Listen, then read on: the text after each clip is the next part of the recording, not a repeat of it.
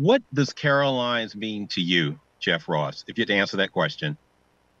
It's a home club, and comics, it's like an alma mater. It's like my gym. It's my cheers where everyone knows my name. Some of the staff's been there for decades. My first time opening for a headliner was there. My first time dressing up to be on stage on a Saturday night. My first time on television, they shot a show there. So Caroline's for me is a piece of my heart, a piece of my career, and it's part of my life, my legacy to it. So, in your post last night, just one of many luminaries of this field, just recollecting, bittersweet and talking about it.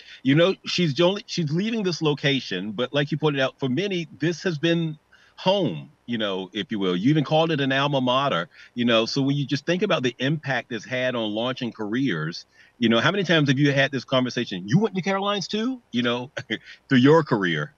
Right.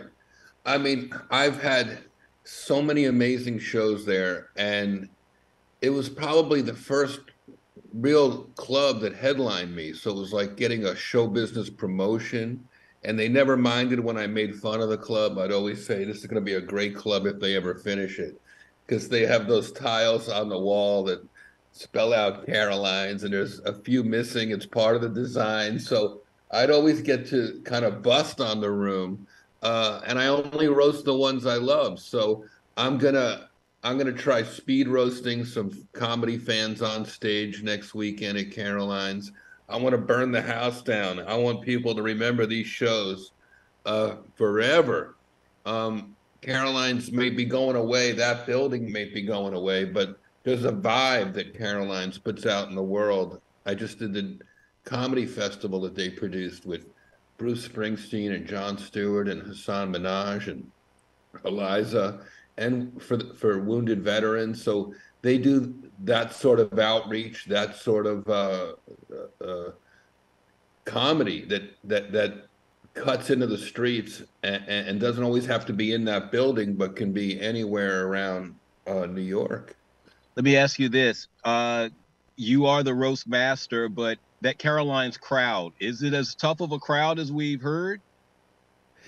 Caroline's crowd, when I was starting out, intimidated me a little bit because honestly, people were better dressed. They were paying more money to see me than I'd ever gotten. Their tickets were more expensive than I was used to charging. So, yes, I was intimidated early on, but over time, I realized tourists, New Yorkers, whatever it is, just bring it. I can make it all work. Caroline's was like my workout spot where I would work out new material. I remember doing an hour show there before I went into a maximum security jail down in Texas for a special. And I worked out the whole special at Caroline's because I knew that crowd, if I could make them laugh, I could probably make these incarcerated folks laugh. I remember Chris Rock one night bumping it, just coming up through the darkness up on stage. I thought I was getting slapped. I didn't know what was happening. And it turns out Chris just had taken me up on my invite to come by and do a guest spot. So I imagine with the club closing next week, my shows next week, I imagine with the club closing, my shows next week are going to have a lot of drop-ins from comics that want to get on stage at Caroline's one last time. So I'm going to open my bill up and make it a party. I want it to be the greatest going away party. I've headlined this club for decades. This has been my spot in New York. So I'm going to make it a celebration, not a funeral.